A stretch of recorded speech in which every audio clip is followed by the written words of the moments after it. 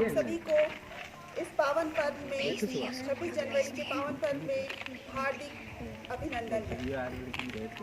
आप लोगों ने मुझे 2 शब्द कहने का मौका दिया, इसके लिए मैं आपकी आभारी हूँ। आज हम 26 जनवरी गणतंत्र दिवस 75वां गणतंत्र दिवस मनाने के लिए यहाँ उपस्थित हुए हैं। इस गणतंत्र दिवस में हम लोग ये प्रण लें कि एक अच्छे नागरिक के रूप में अपने आप को दिखा सके। हमारा जो संविधान आज के दिन ही लागू हुआ था, हमारा देश जब आज़ाद होने के 3 वर्ष के बाद 1950 को हमारा संविधान लागू हुआ था। इस उपलक्ष्य में हम लोगों ने कई खुशियों को देखा और आज जब हम उपस्थित हैं इतना खुशहाल दिन के लिए, तो इसके लिए हमें यहाँ जितने भी संघर्ष किए हैं लोगों ने उनको हमें याद करना स्वाभाविक बनता है।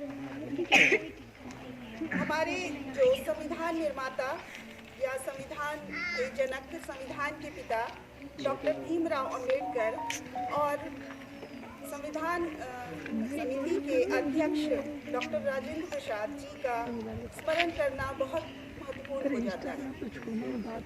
और इसके अलावा कई लोगों ने इस संविधान का निर्माण किया था। हमारा संविधान 2 वर्ष 11 महीना और 18 दिन में बन के तैयार हुआ था।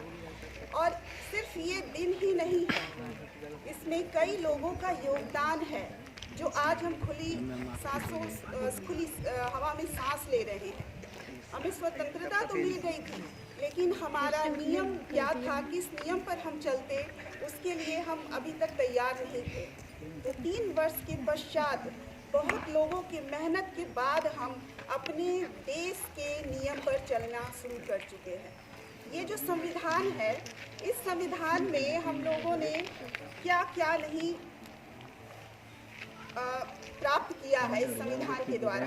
पहले तो हमें इतना मौलिक अधिकार दिया गया है कि हम जिसका उपयोग करके बहुत चीज़ों को प्राप्त कर सकते हैं।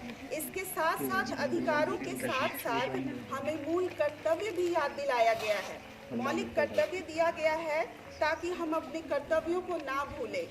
उसके साथ साथ हमें यहाँ न्याय का भी प्रबंध किया गया है कि हमारे देश के व्यक्ति को कैसे न्याय दिलाया जाए। न्याय के साथ साथ ही हमें सामाजिकता को भी याद दिलाया गया है, एक सामाजिक इंसान कैसे बन सके। हमें बंधुत्व को याद रखने का भी प्रबंध किया गया है।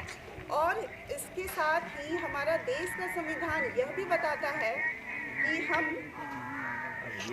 हमारी जो शक्तियों का विभाजन हुआ है, कार्यपालिका, व्यवस्थापिका, न्यायपालिका, ये हमारी सॉवरेन संप्रभुता जो विभाजित हुई है, इसके कारण भी हम अपने देश में किस नियमों से चल रहे हैं और इसके लिए जिन्होंने जो बलिदान दिया था उनको भी याद करना चाहिए।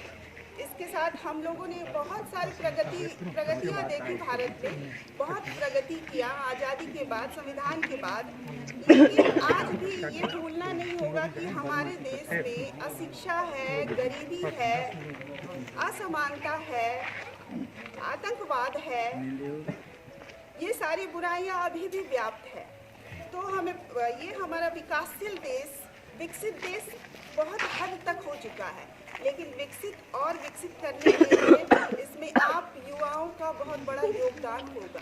अगर आप हमारे देश की जो युवा जनसंख्या है, वो हर एक राष्ट्र से सबसे ज़्यादा जनसंख्या में युवा यहाँ भारत देश में है। अब भारतीय देश के युवा को ये संकल्प लेना होगा कि हम आगे जाके किस देश का निर्माण और किस दिशा में ले जाएंगे। तो हमें ये संकल्प लेना होगा आज से कि हम किस तरह के नियम को, किस तरह के जो संविधान दिया गया है उसका सही तरीके से पालन करें, उसके अनुसार चलें, अपने कर्तव्यों का निर्वाह करें, अपने पूर्वजों को ना भूलें, आने वाला कल किस तरह हो उसका भविष्य का निर्माता बने। और आप एक शिक्षक हैं, आप तो भविष्य के निर्माता ही हैं। आपके हाथों में हजारों बच्चे आएंगे, आप जैसे होंगे आपके बच्चे भी वैसे होंगे। इसलिए मैं इस शुभकामना के साथ अपने शब्दों को विराम देती हूँ कि आपका भविष्य उज्जवल हो। ये संविधान जिसे आपके हाथ में दिया गया है नियम के रूप में, उस नियम का पालन करते हुए आप अपने देश की तरक्की के लिए आगे बढ़े। जय हिंद, जय भारत।